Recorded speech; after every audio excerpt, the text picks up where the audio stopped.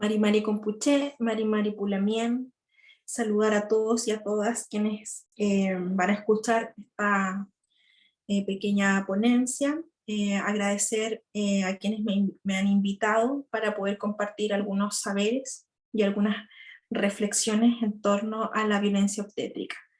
Comentarles que mi nombre es Soraya Sanzana Jara, soy enfermera de profesión con 20 años ya de ejercicio, trabajadora de la salud del Hospital Hernán Enríquez Aravena, soy dirigente nacional de enfermeras y enfermeros de Chile, también soy parte de la colectiva nacional Enfermeras Feministas de Chile y he participado en diversas colectivas feministas para pontificar y para obviamente resaltar y luchar por los derechos humanos de las mujeres. El día de hoy me toca hacerles una pequeña presentación en relación a violencia obstétrica que vamos a empezar a compartir. Vamos a compartir pantalla.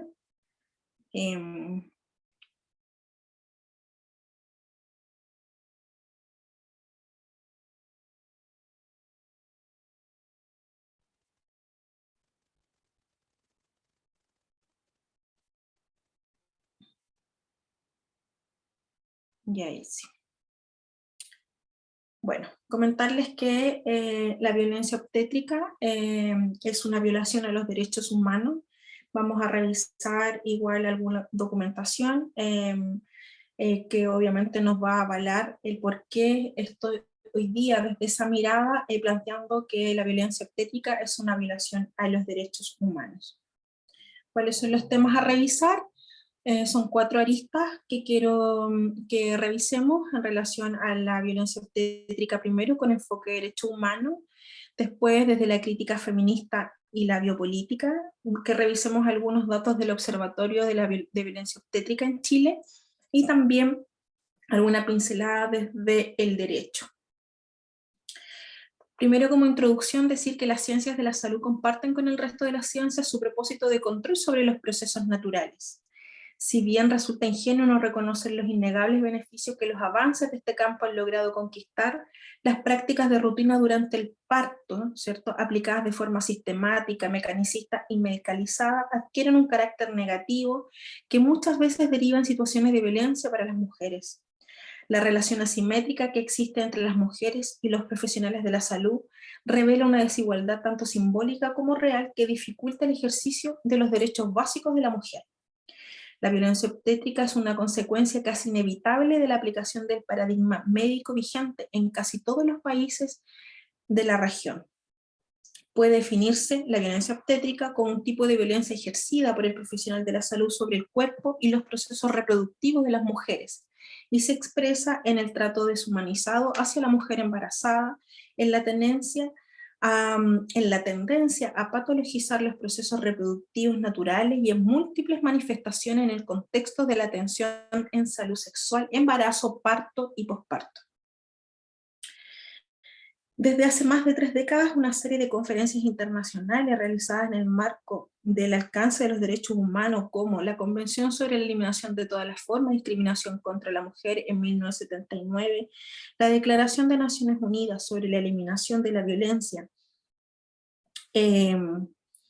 Declaración de Naciones Unidas de la Eliminación de la Violencia contra la Mujer en 1993, conjuntamente con la Cuarta Conferencia Mundial en el año 95, y la Convención Interamericana para Prevenir, Sancionar y Erradicar la Violencia contra las Mujeres, como más bien conocida como la Convención de Belén do Pará en el año 96, han alertado sobre la importancia del respeto de los derechos sexuales y reproductivos, definiendo la salud sexual y reproductiva como una parte inalienable, integral e indivisible de los derechos humanos universales. No obstante, los logros conseguidos a partir de estas iniciativas, las inequidades de género siguen afectando a los servicios de salud reproductiva en gran parte del mundo. La violencia obstétrica constituye también una violación a los derechos humanos, tanto como manifestación de violencia de género contra las mujeres, como desde el enfoque del derecho a la salud como un derecho humano. El derecho a la salud está vinculado con el ejercicio de otros derechos humanos, de los cuales también depende. No puede ser tomado como un derecho aislado, sino que debe ser comprendido desde la concepción integral de los derechos humanos. La existencia de este derecho obliga a los estados a propiciar condiciones en las cuales los ciudadanos puedan vivir lo más saludablemente posible, y las condiciones incluyen el acceso a los servicios de salud, pero también condiciones de trabajo saludables y seguras, alimentos nutritivos, trato digno, y otras condiciones que muestren que el derecho a la salud no se limita solo a estar sano, ¿ya? No se debe pensar que el derecho a la vida como separado del derecho a la salud, ni el derecho a la salud como que esté separado del derecho de la dignidad. Todos los derechos humanos son universales, indivisibles e independientes, y están relacionados entre sí. Esto está en la Declaración y Programa de Acción de Viena en el año 93. Sin embargo, llama la atención la ausencia de referencia directa a la violación, a la violencia obstétrica en la gran mayoría de los textos sobre violencia hacia las mujeres. Todos los derechos humanos son universales, indivisibles e interdependientes, y están relacionados entre sí. Entonces tenemos, por ejemplo, el derecho a la integridad personal, como se indica en el artículo 5 de la Convención Americana sobre los Derechos Humanos. Es el derecho que poseen todas las personas a que su integridad física, psíquica y moral sea respetada. El respeto a este derecho implica que nadie debe ser lesionado o agredido físicamente, ni ser víctima de daños mentales o morales que le impidan conservar su estabilidad psicológica y emocional Dentro del marco de la violencia obstétrica. Este derecho se ve violentado a través de prácticas invasivas, muchas veces innecesarias, como las episiotomías, las cesáreas que no están médicamente indicadas, y las ligaduras de trompa, por ejemplo, sin contar con el consentimiento de la mujer. El derecho a la privacidad y la intimidad. Este derecho presenta dos manifestaciones complementarias: el límite a la intromisión y a la libertad en relación con la vida privada.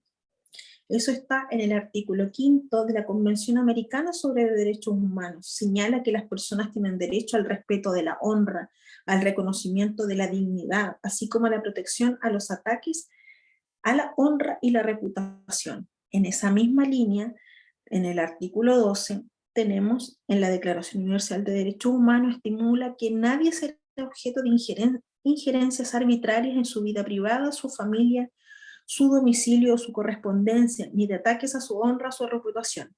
Este derecho se ve violado en las instituciones de salud a través de la exposición innecesaria del cuerpo de las mujeres, en especial sus órganos genitales, en el parto, en la consulta ginecológica y otras, sin ofrecer a la mujer la posibilidad de decidir sobre su cuerpo.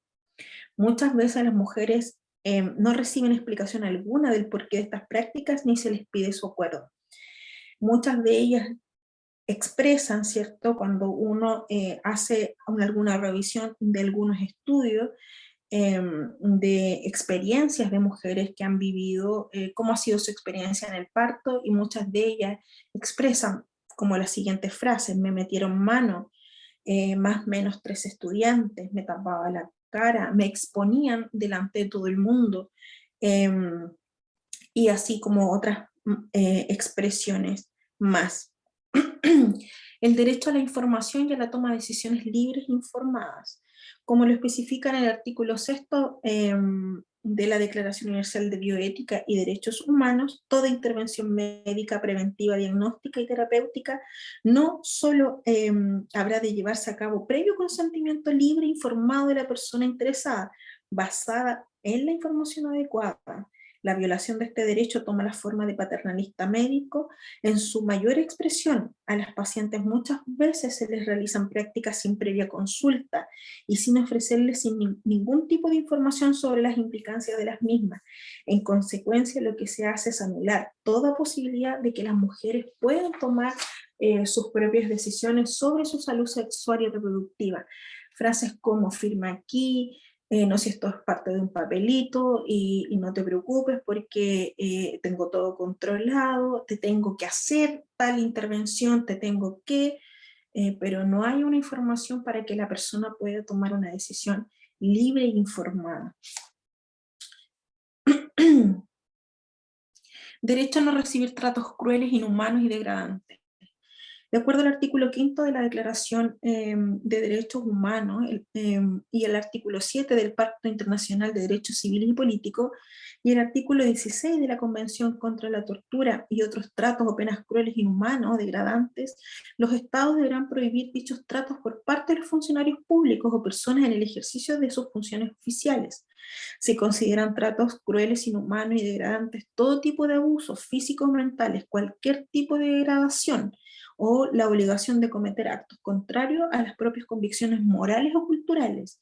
La situación en la que se detecta reiteradamente el maltrato hacia la mujer por medio de agresión verbal o psicológica es en el momento del parto. Estas agresiones se manifiestan a través de muestras de insensibilidad frente al dolor de la mujer, manteniendo silencio frente a sus preguntas, a través de la infantilización de la parturienta o de insultos o de comentarios humillantes, como por ejemplo, si te gustó, aguántatela, haciendo referencia a los dolores del parto que aparentemente la mujer debería soportar por haber sentido placer al momento del acto sexual.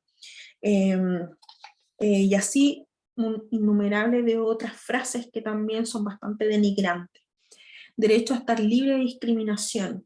El artículo 11 de la Declaración Universal sobre Bioética y Derechos Humanos en el 2005, en su artículo 11, establece que ningún individuo o grupo debería ser sometido por ningún tipo, por ningún motivo a la violación de su dignidad humana, los derechos humanos y las libertades fundamentales, a la discriminación o estigmatización alguna. En relación con la atención de salud, el artículo 12 de la Convención sobre la Eliminación de todas las formas de discriminación contra la mujer en el año 83 declara que los estados deben garantizar a la mujer servicios apropiados en relación con el embarazo, el parto y el periodo del posparto, con el fin de asegurar las condiciones de igualdad entre hombres y mujeres en el acceso a servicios de atención médica.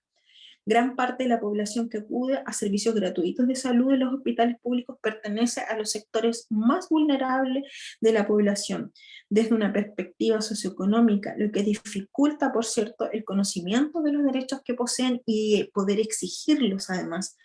Y así puedo reclamarlo. Esto se pone de manifiesto en la falta de denuncia por malos tratos recibidos en los servicios de atención médica.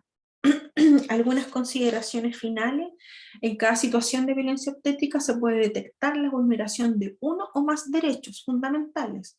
Urgente promover la reflexión y sensibilización de los trabajadores de la salud para modificar aquellas prácticas en salud violadoras de los derechos de las mujeres.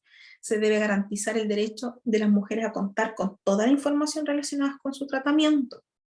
También se debe procurar el derecho a recibir por parte de del personal de salud el mejor trato posible, teniendo en cuenta las limitaciones de los servicios de salud sexual y reproductiva, garantizando la igualdad de acceso y la calidad de la atención independiente de la procedencia socioeconómico-cultural de la mujer.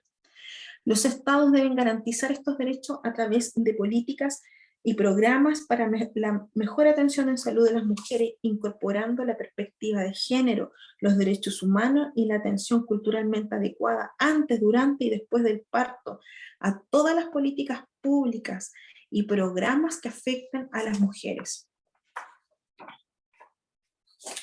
Lo que quiero que revisemos ahora es un informe de Naciones Unidas, que es del año 2019, que habla es un informe ya de la Relatora Especial sobre Violencia contra la Mujer, sus causas y sus consecuencias. Se llama así: Enfoque basado en los derechos humanos del maltrato y la violencia contra la mujer en los servicios de salud reproductiva, en especial hincapié en la atención del parto y la violencia obstétrica. Primero decir que la OMS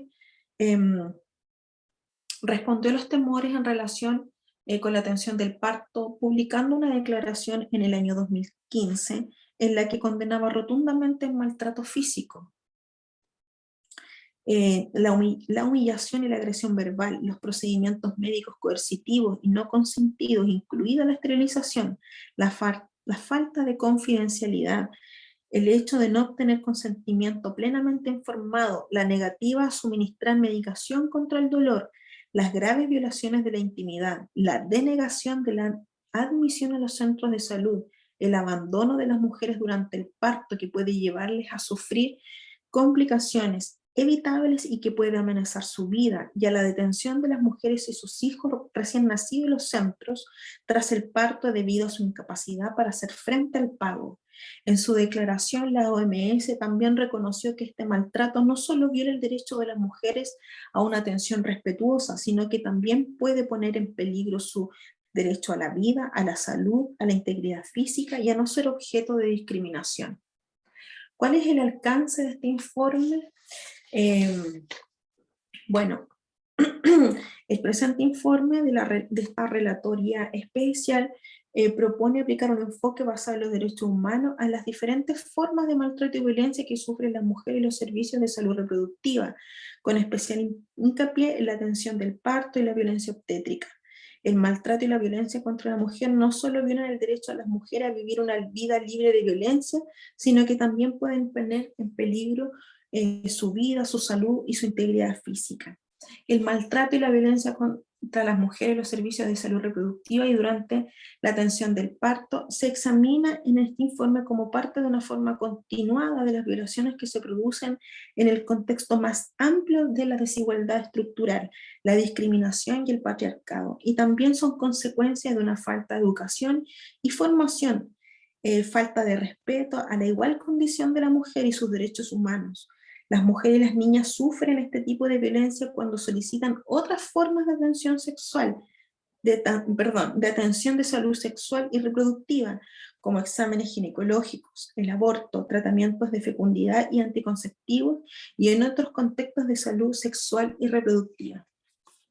¿Cuáles son las manifestaciones del maltrato y la violencia de género en los servicios de salud reproductiva durante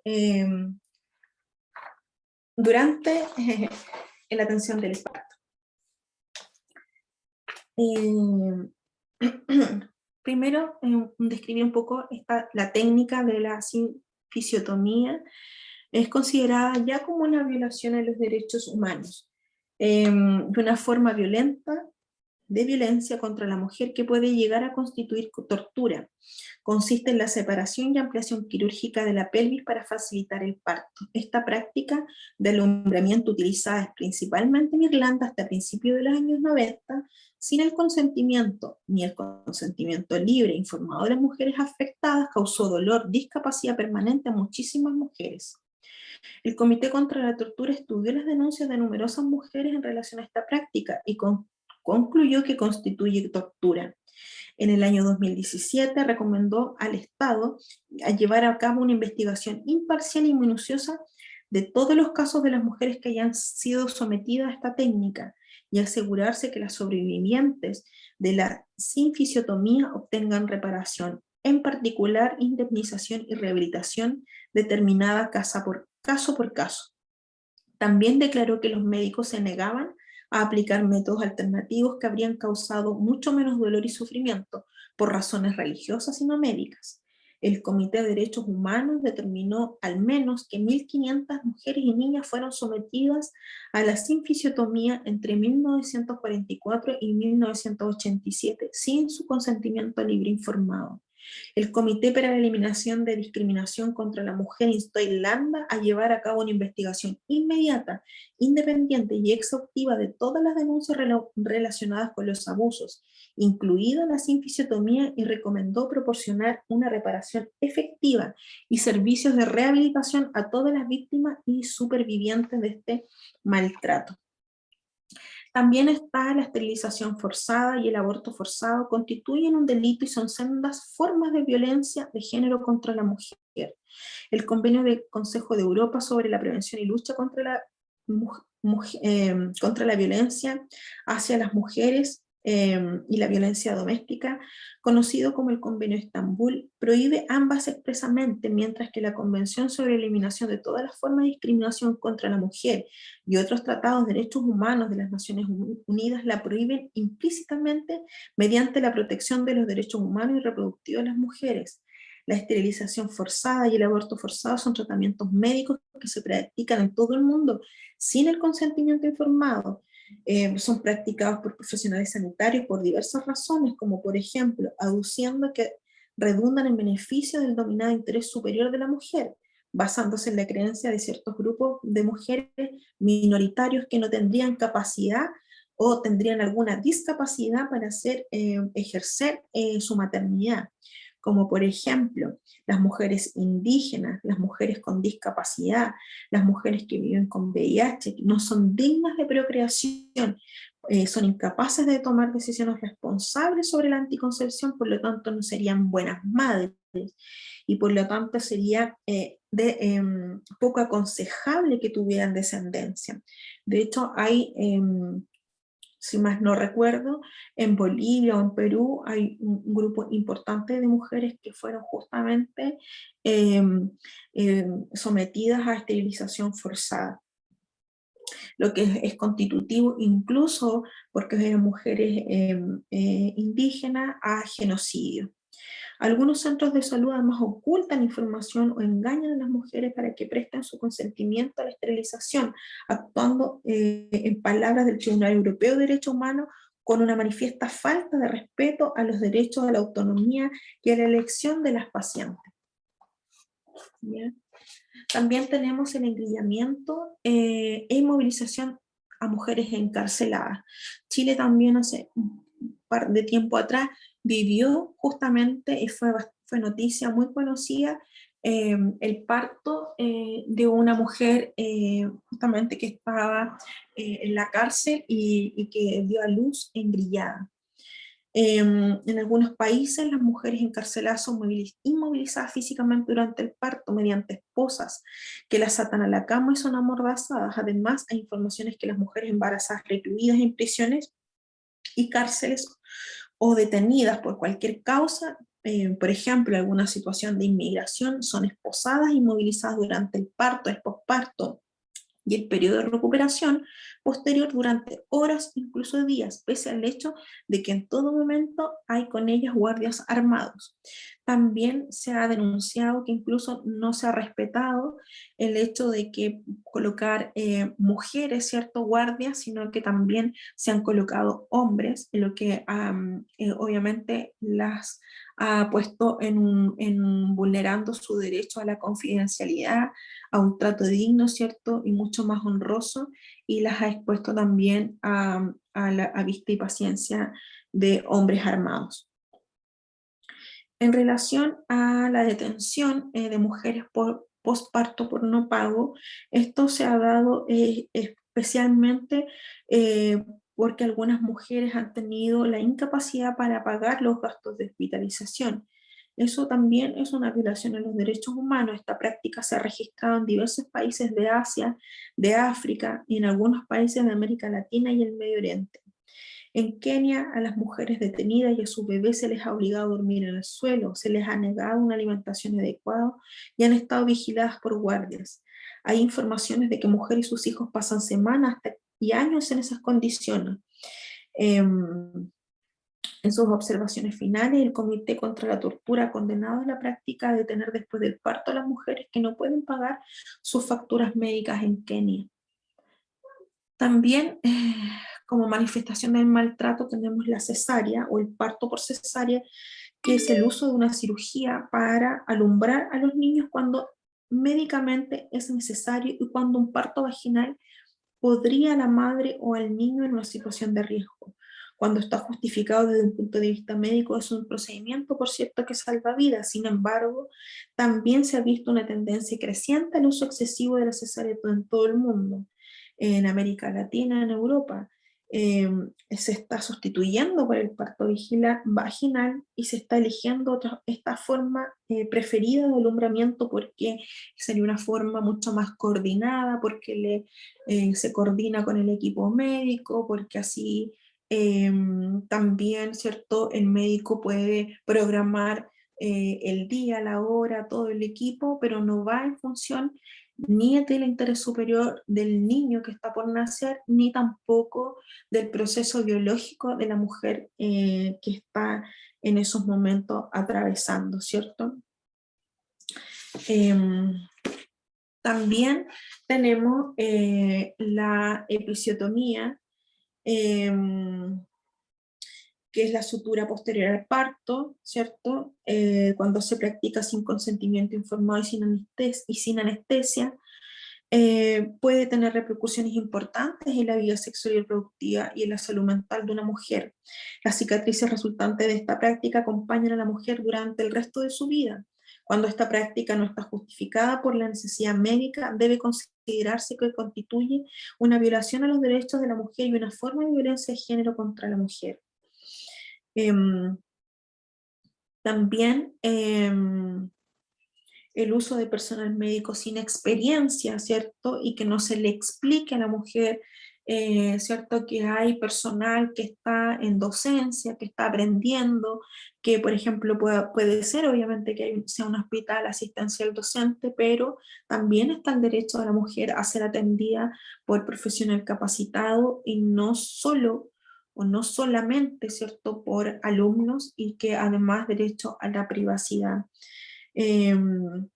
También el uso de oxitocina sintética para apurar el parto también es considerado como una forma de violencia si es que no se le ha explicado a la mujer debidamente, porque también tiene ciertos riesgos, ¿cierto?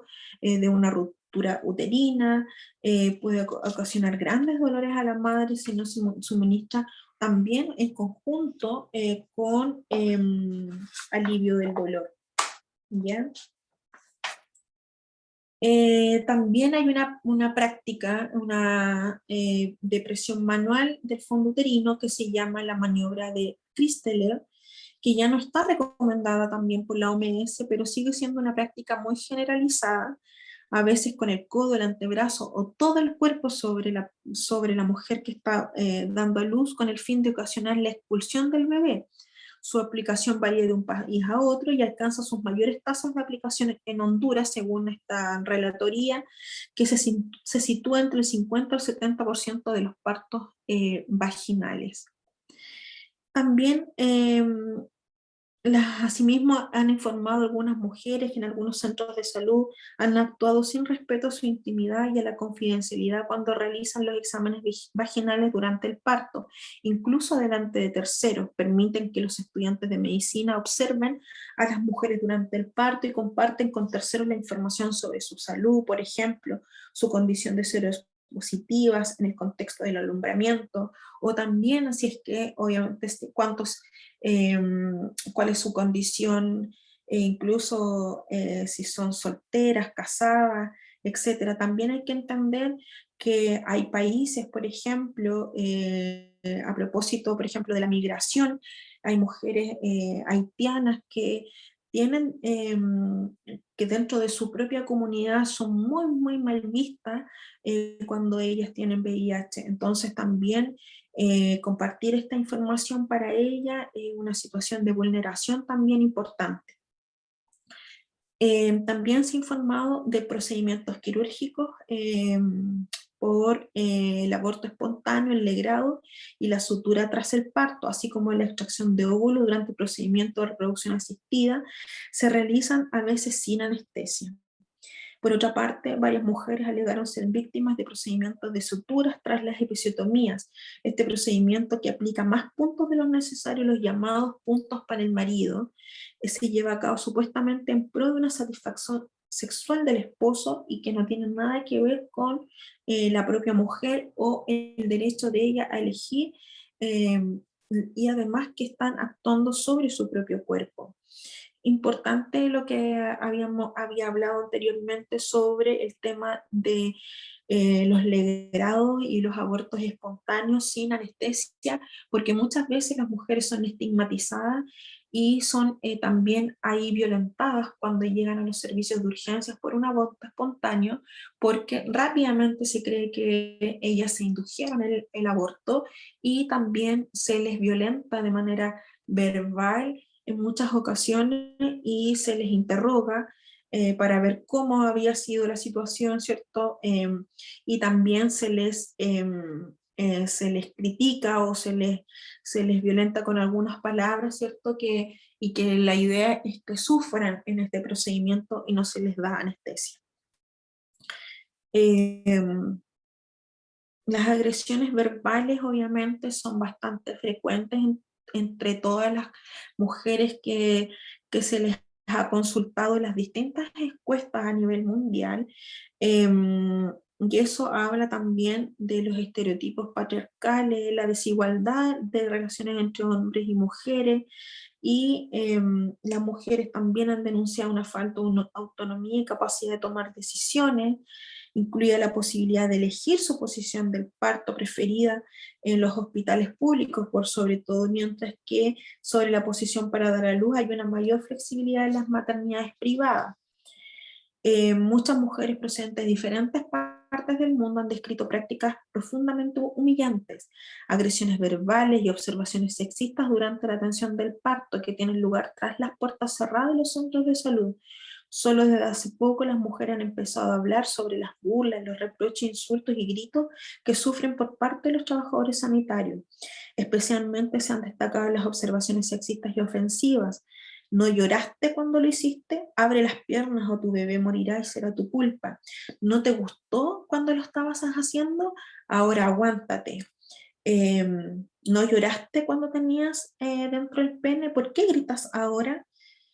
Así sucesivamente, no te gustó abrirte de piernas, son una de las tantas y miles de palabras ofensivas que se les dicen a las mujeres jóvenes, incluso a las adolescentes, cuando van a dar a luz. Las mujeres del nivel socioeconómico más bajo han relatado ser humilladas por los trabajadores sanitarios debido a su pobreza, a su incapacidad muchas veces para leer, escribir o entender lo que están viviendo, por vivir en zonas rurales o barrios marginales, o por estar sucia o no bien vestida. También son objeto de humillación. Eh, También hay mucha culpabilización a las madres por los resultados sanitarios de ellas mismas o de sus propios hijos, lo que eh, puede causarles mucho daño, sufrimiento psicológico y puede constituir con violencia psicológica contra estas mujeres, sobre todo si obviamente el resultado sanitario es adverso.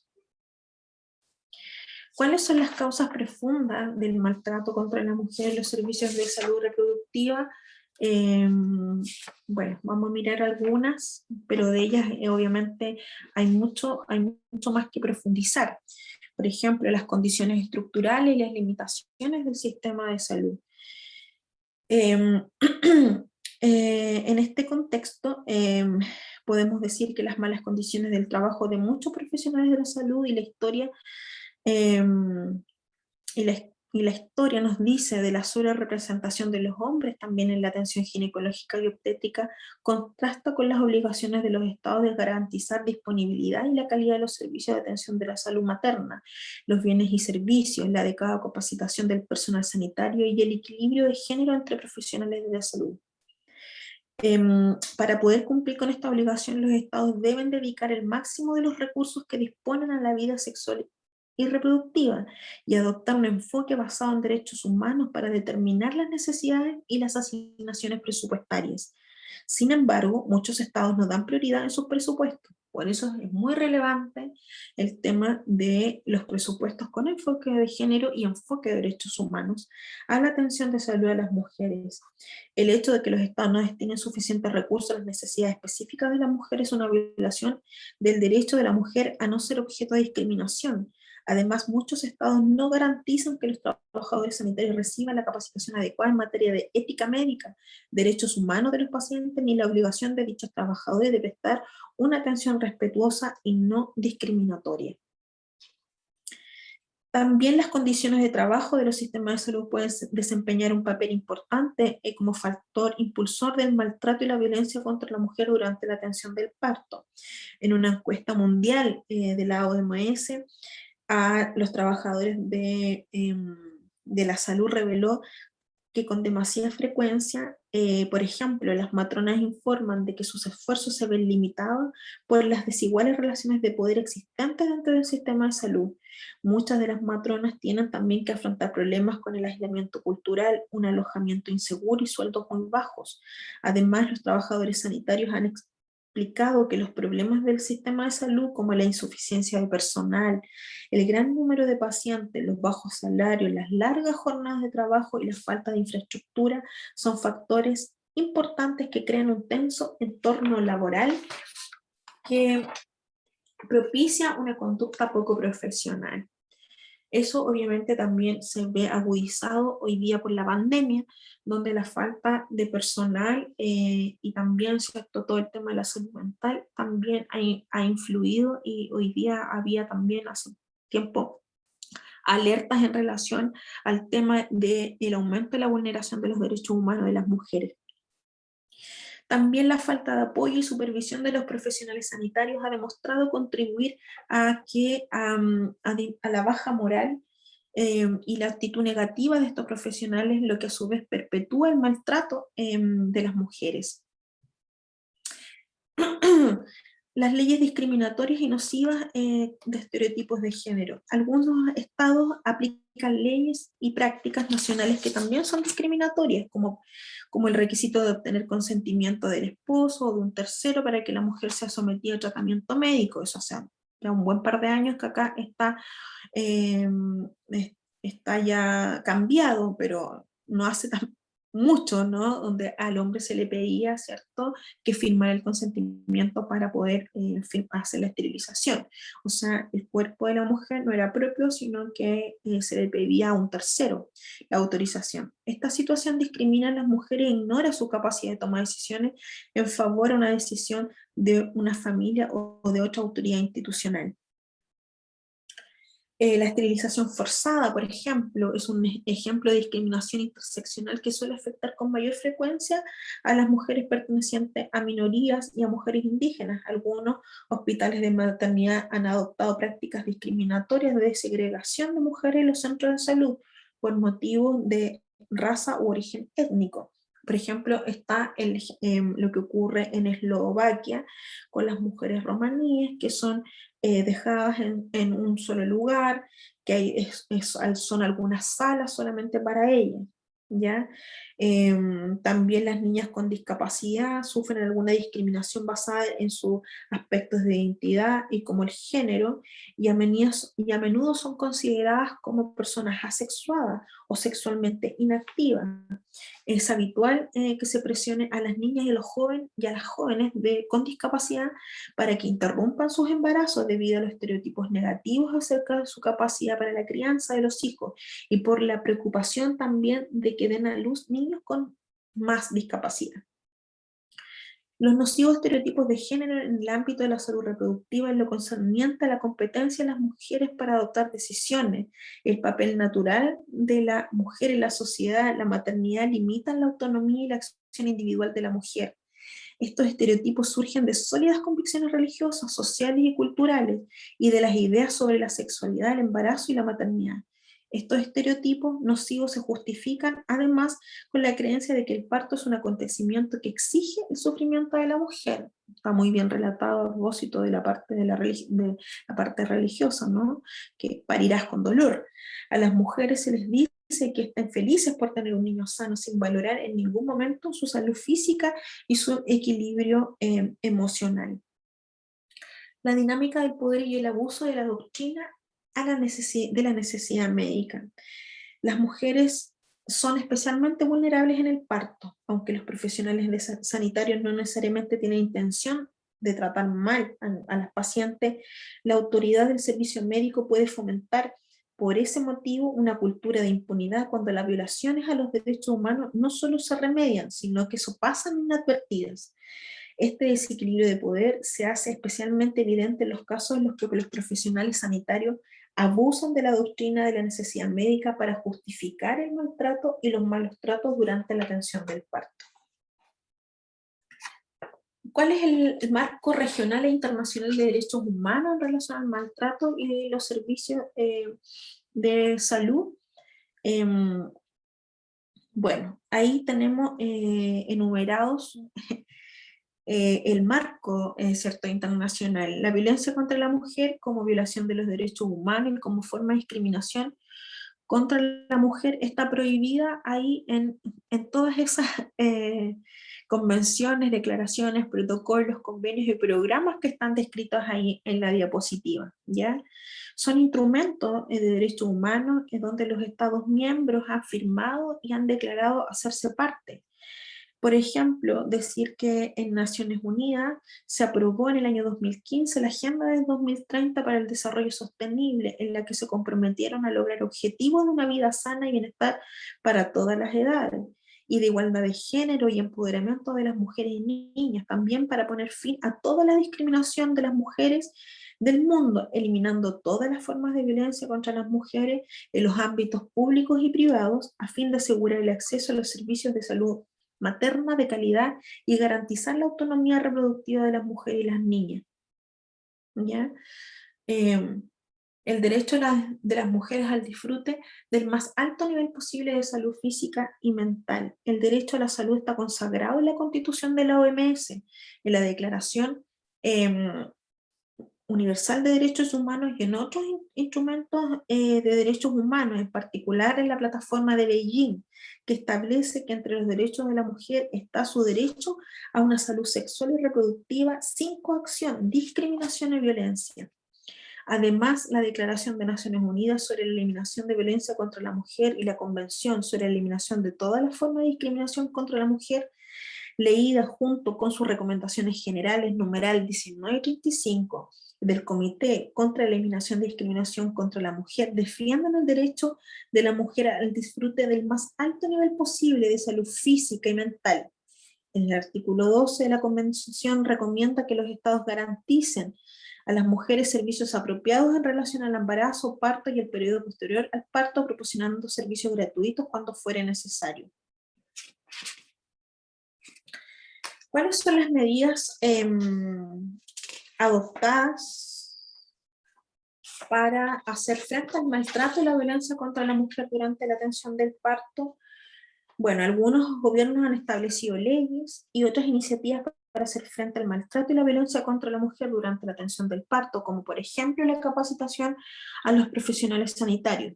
En los últimos años hay algunos estados que han promulgado leyes o formulado políticas y buenas prácticas que permiten expresamente a las mujeres estar acompañadas durante el parto por una persona de su elección, y han elaborado leyes generales que alientan a una humanización del parto. Sin embargo, incluso cuando existen esas leyes, las mujeres han informado de que cuando lo solicitan se les niega. Acá nosotros tenemos lo que es, a propósito de eso, el Hospital Amigo, donde habla justamente del acompañamiento de la mujer en el parto, de una persona significativa que puede ser su pareja, su mamá, su hermana, la persona que ellas elijan solo, y que puedan estar acompañadas.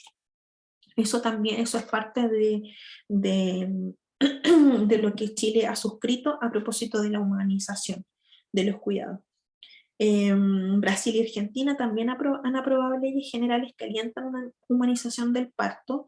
En Argentina se hincapié explícitamente en los derechos de las mujeres, los recién nacidos, los acompañantes durante el parto y los familiares. Bueno, en la promulgación de varias leyes y políticas y buenas prácticas, humanización en la atención. También contarles otras experiencias como Bolivia, por ejemplo, que ha promulgado una ley sobre la violencia de los servicios de la atención de salud, con especial atención de las mujeres embarazadas. Además, la ley define un nuevo término, la violencia contra los derechos reproductivos, que va más allá de la definición de la violencia obstétrica que hacen Argentina y Venezuela. Incluye también el aborto espontáneo y la lactancia materna. Algunas conclusiones. Bueno, los derechos humanos de la mujer incluyen su derecho a recibir un trato digno, respetuoso en los servicios de salud reproductiva y en la atención obstétrica, sin ser objeto de discriminación o violencia, de sexismo o de cualquier otro tipo de violencia psicológica, tortura, como lo hemos visto, que hay algunos tratos que incluso llegan a ser tortura, trato inhumano, degradante o coacción.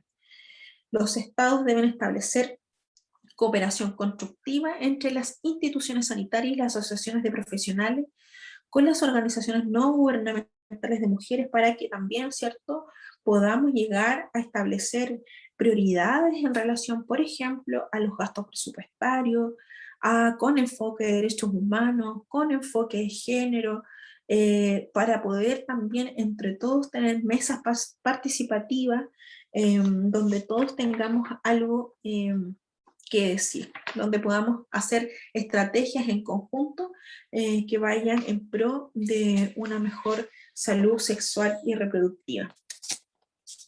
Ahora, la violencia obstétrica desde los aportes desde la crítica feminista y biopolítica. Solo algunas pinceladas. Relación entre género y violencia obstétrica. Primero decir que en las sociedades donde los valores patriarcales imperan, el control sobre el potencial reproductivo y la sexualidad de las mujeres se convierte en un aspecto clave para el mantenimiento de las mujeres en una posición subordinada. Debido a la directa relación entre la especialidad médica de la obstetricia y la sexualidad y potencial reproductivo de las mujeres, las y los profesionales de este campo pueden convertirse en agentes clave para el respeto de la autonomía y agencia de las mujeres respecto a su cuerpo y al de sus recién nacidos.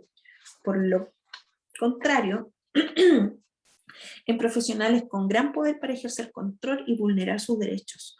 Varios estudios acerca de este tipo de violencia mencionan la existencia de actitudes misóginas reproducidas por el personal de salud acerca de la sexualidad y potencial reproductivo de las mujeres.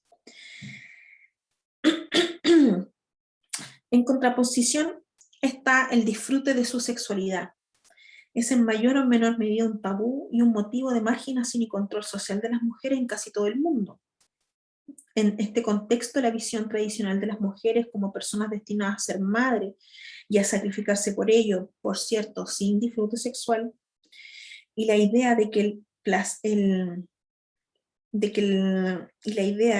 placer sexual de las mujeres tiene que pagar un precio, como por ejemplo un parto doloroso, mantiene prácticas y actitudes que impactan negativamente en la salud de las mujeres, fetos y bebés durante el proceso del embarazo y parto.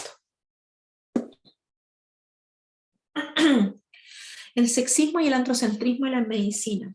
Uno de los problemas principales que encontramos cuando miramos a la medicina occidental a través del análisis del género es la percepción generalizada de que la medicina es una institución objetiva y homogénea, lejos de las contingencias sociales y biológicas.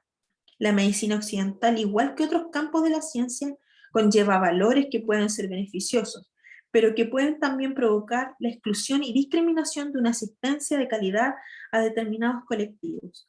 Mirar a la medicina como un sistema afectado por valores sociales y personales influenciado por la política y la economía no pretende devaluar el trabajo diario del personal de salud, sino llamar la atención sobre un sistema que demasiado a menudo es visto como una autoridad incuestionable, bloqueando las posibilidades que la crítica puede brindar. La medicina trata de establecer su práctica bajo el flujo de la teoría científica, pretendidamente neutral, y basada en la evidencia, está altamente condicionada por aspectos sociales como el género, la posición económica y los valores o ideologías de sus profesionales.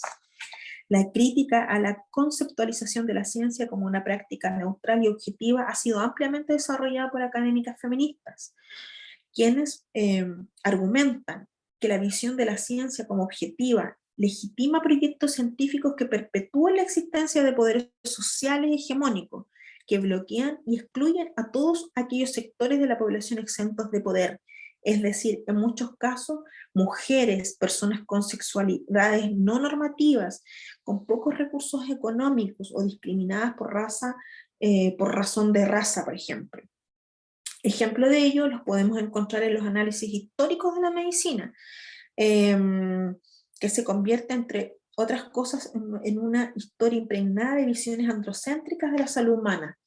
Las primeras aproximaciones científicas de la naturaleza del cuerpo humano en las que tenemos constancia, por ejemplo, las de Hipócrates y Aristóteles, influenciaron fuertemente el desarrollo de la medicina institucional de la Edad Media y también de la modernidad. En ellas, el cuerpo femenino era generalmente visto como un actor pasivo, portador solamente de nuevos seres, solo con capacidad para engendrar sin ningún otra opción de vida. Las relaciones de poder en la asistencia del parto, biopoder y conocimiento autorizado. Aquí vamos a hablar un poquito de Foucault, que es bastante conocido, ¿cierto? Filósofo, que dice, acertadamente concluyó, que la medicina no es un campo de conocimiento puro y universal, sino que está condicionado y visto por los ojos del momento histórico y los sistemas económicos y políticos en los que se inscribe. Eso lo dijo en 1975. Dado que en las sociedades occidentales contemporáneas la ciencia está concebida como el discurso de la verdad, la medicina y sus profesionales aparecen como una de las autoridades más importantes de nuestro tiempo. Esto tiene consecuencias de vital importancia, puesto que el discurso médico tiene un poder institucional y la legitimidad social para administrar y regular la vida. La medicina institucional asume una posición privilegiada, por cierto, como campo en la ciencia encargado de definir cuándo comienza la enfermedad. Es decir, establece qué es lo sano, qué es lo enfermo y qué se considera normal y qué no, dictando cuáles son los individuos aptos y cuáles no. Por cierto, esto nos da para mucha reflexión. El biopoder, tal como lo formuló Foucault, es un mecanismo de poder aplicado por los estados capitalistas modernos para controlar a las multitudes. El control no se ejerce ya por un soberano individual, ¿cierto? Con poder para matar a sus súbditos, sino que por otras formas más sutiles de coerción. Foucault argumenta que a través de distintos mecanismos de biopoder el control de la población puede administrarse como algo racional y acordado por consenso. Solo para nombrar algunos aspectos, el Estado moderno es capaz de controlar los hábitos de salud de la población, cuáles son sus prácticas de reproducción, cuáles son sus comportamientos sexuales y también define parámetros del bienestar. En este contexto, los hospitales se convierten, utilizando el léxico de Foucault, en una de las más importantes instituciones disciplinarias, desde donde el biopoder es administrado. Las madres, por tanto, deben ser y permanecer obedientes, sumisas al control y actuaciones médicas, mientras los padres permanecen excluidos de contribuir en los primeros cuidados, siendo reemplazados por el personal médico. El poder disciplinario logrado por el discurso médico hegemónico se mantiene gracias a la legitimidad social que éste ha logrado, proporcionada por estructuras económicas y políticas que tienen el poder para reproducir algunos discursos, en detrimento de otros, a veces haciéndoles accesibles y atractivos, y en otras ocasiones haciéndolos complicados y oscuros en ciertos sectores de la sociedad. Bastante interesante todo lo que nos dice Foucault en algunos de sus textos, ¿no? Uno de los aspectos recurrentes también de una antropóloga feminista, Brigitte Jordan, en el año 97, ha observado durante sus investigaciones sobre partos hospitalarios, ha sido que la mayoría de las mujeres afirman que lo que contaban sobre lo que ocurría en sus cuerpos no era tomado en cuenta, hasta que él o la especialista que los atendía confirmaba que estos síntomas eran reales. Incluso cuando algunas mujeres expresaban que estaban preparadas para iniciar el parto y pujar, el proceso no se iniciaba oficialmente hasta que un médico daba su consentimiento.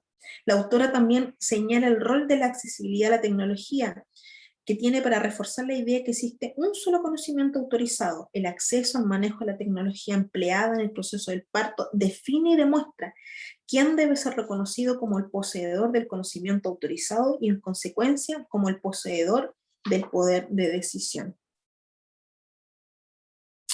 En palabras de Brigitte Jordan, en la sala de parto coexisten varios tipos de conocimiento, pero el único que cuenta es el conocimiento proporcionado por el médico. El conocimiento desciende por la estructura jerárquica donde la mujer es el miembro más lejano.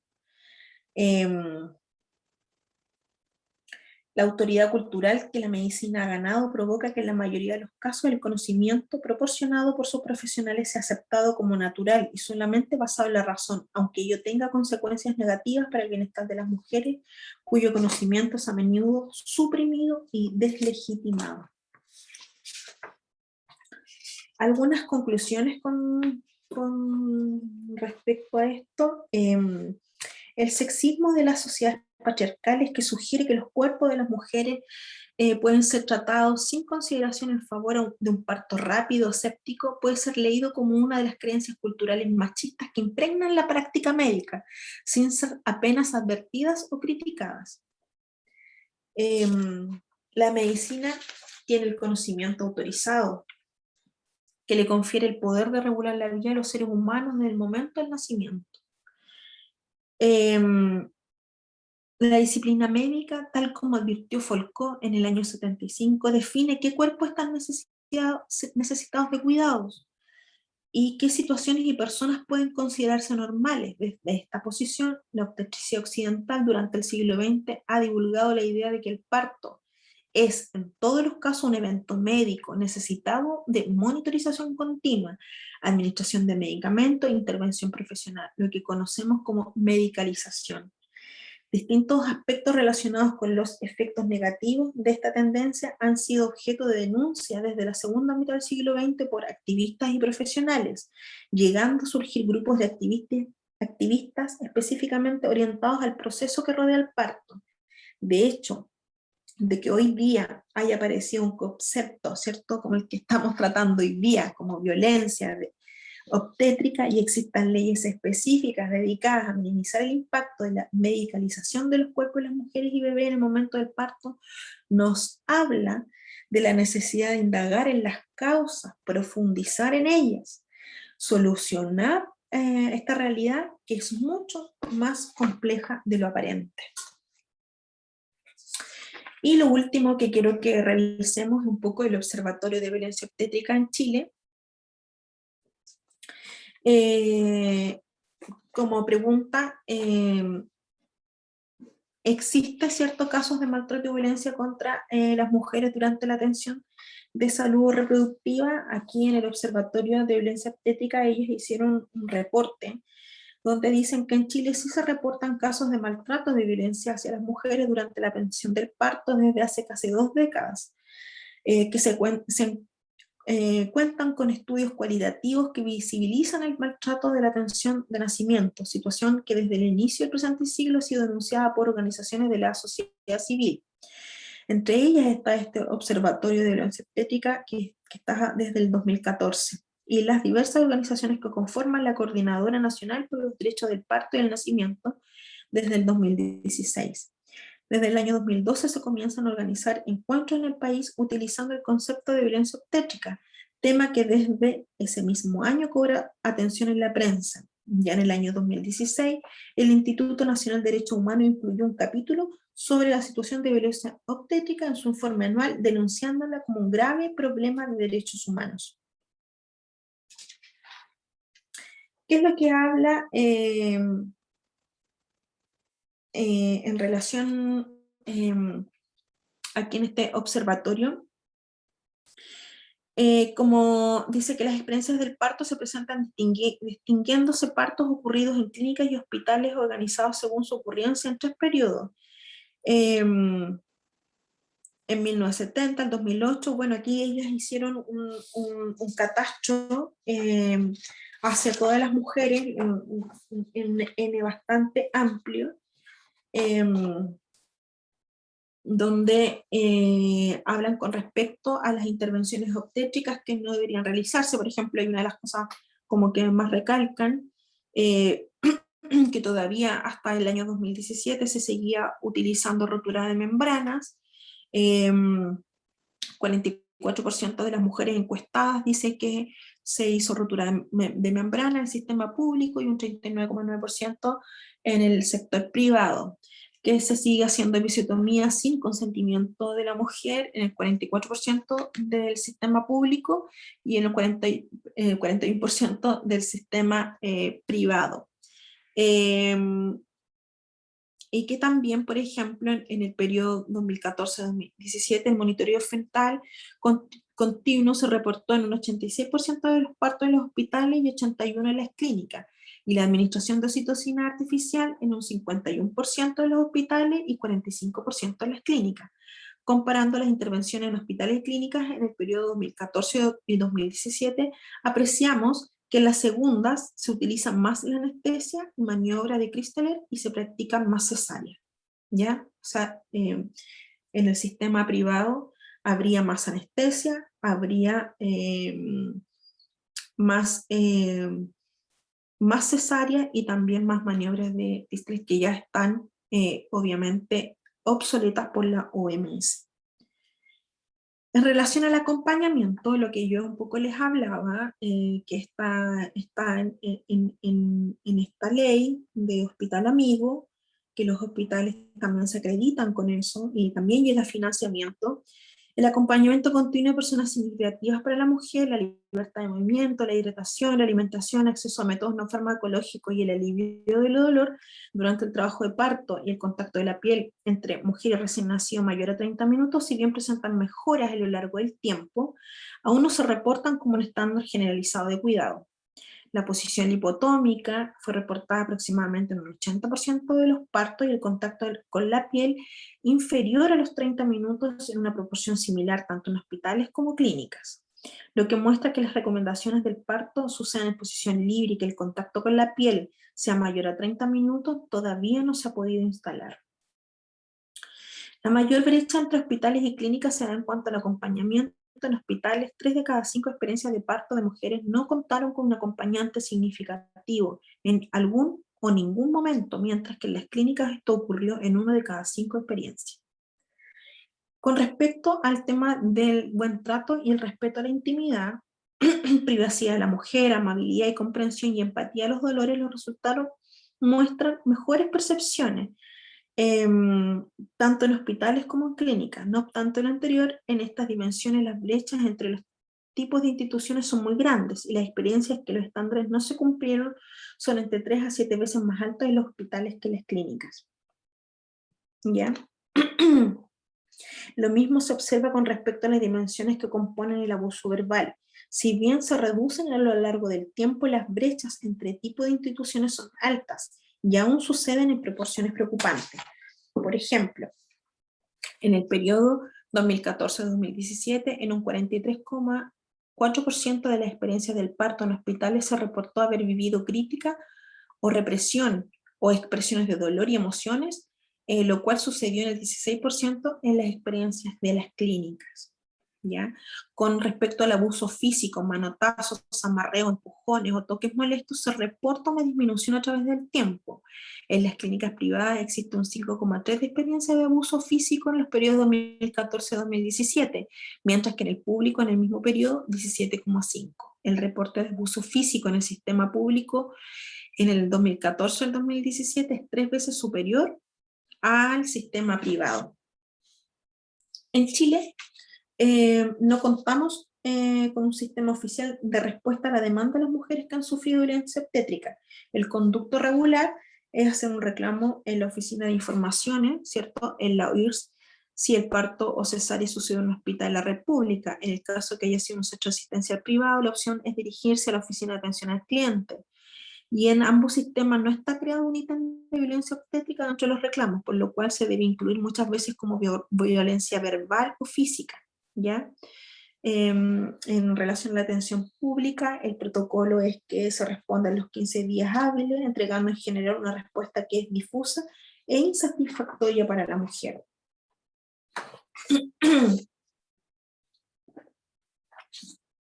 Ahí cómo se canalizan las demandas. En relación al consentimiento informado, también obviamente hay brechas todavía bastante significativas en los hospitales públicos. El 53% de los casos no se entregó información sobre riesgos, beneficios de fármacos, por ejemplo, anestesia, versus un 34% en las clínicas privadas. En relación a el 71% no se informó de los riesgos de las prácticas obstétricas y un 13% no se le informó sobre el estado de salud en el recién nacido, versus el 52% el mismo ítem en el área privada y un 3% no se informó sobre el estado de salud en el recién nacido en el área privada. Y en relación a la violencia obstétrica desde el derecho, podemos decir que no existen instrumentos legales que protejan a la mujer de la violencia obstétrica como tal, no solo nos encontramos desprovistos de la ley en sí, sino que también de un conjunto de factores inherentes a ellos, tales como carencia de un concepto legal que permita alegarla judicialmente como tal, falta de cifras y estadísticas oficiales que faciliten la prevención, la pesquisa, el tratamiento, la sanción, la reparación, por cierto, la ausencia de programas que reparan a las víctimas, la nula capacitación y sensibilización de los profesionales de la salud. En la ley 20.584 se establece una serie de derechos de los pacientes, tales como un trato digno, un acompañamiento, a la información, a la autonomía y a la libertad de decisión, entre otros. Además, estipula un procedimiento administrativo a seguir en caso de su transgresión. Por otro lado, Chile ha firmado una serie de instrumentos de derecho internacional que consagra los derechos humanos a las personas, uno de ellos la Convención de Belém do Pará, que ya lo vimos en un principio, ¿cierto? En donde se consagra el derecho de las mujeres a una vida libre de violencia, la no discriminación, al goce y el ejercicio de los derechos humanos, a una educación no sexista y al reconocimiento por parte del Estado de todas las formas de violencia hacia ella y cómo esta afecta trascendentalmente a sus vidas. La ley 20.584, que es la ley de derechos y deberes de los pacientes, también permite iniciar un proceso plasmado en la ley 19.966, dentro del que se encuentra establecida la figura de falta de servicio. Este es el procedimiento más ocupado en materia civil en casos de violencia obstétrica actualmente en nuestro país. No obstante, solo posee eficacia cuando se ocasionen consecuencias graves o gravísimas producto de las ocasiones u omisiones del profesional médico, tales como las que hayan afectado la vida o la integridad física de la mujer que es la víctima o el recién nacido.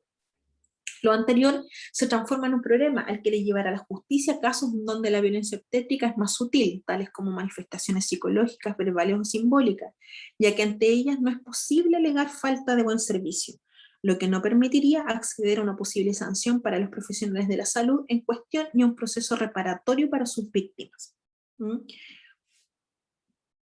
Las leyes existentes que pueden y son en la realidad aplicadas ante la ocurrencia de este tipo de vulneraciones no comprenden ni abordan las circunstancias y características especiales en que ellas se dan, puesto que fueron creadas con un fin general y distinto a este. Me parece preocupante que ante violaciones de los derechos humanos de las mujeres como las presentes en la violencia obstétrica, el Estado mantenga silencio y no brinde los mecanismos de justicia necesarios básicos para su superación, sanción y erradicación. Es posible inferir de ello que para el Estado chileno las mujeres embarazadas, parturientas o puérperas constituyen ciudadanas de segunda categoría, a las cuales no se les asegura el resguardo y la protección de sus derechos al igual que el resto de la población. Ahí está un poco de bibliografía y con eso daríamos por concluida la clase.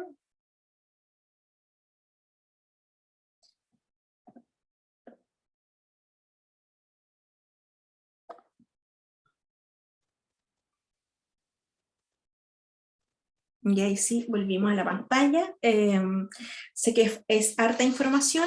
Ahí les dejé un poco de bibliografía para lo cual pueden ir revisando.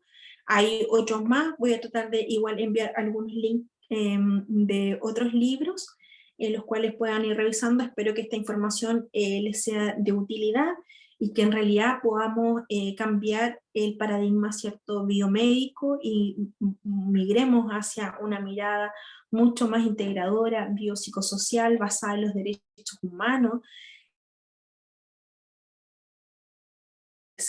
y que realmente respetemos que somos sujetas de derecho y que también necesitamos toda la información necesaria para tomar las mejores decisiones. Espero que les haya gustado. Chaltu, un abrazo gigante, nos vemos en una próxima oportunidad.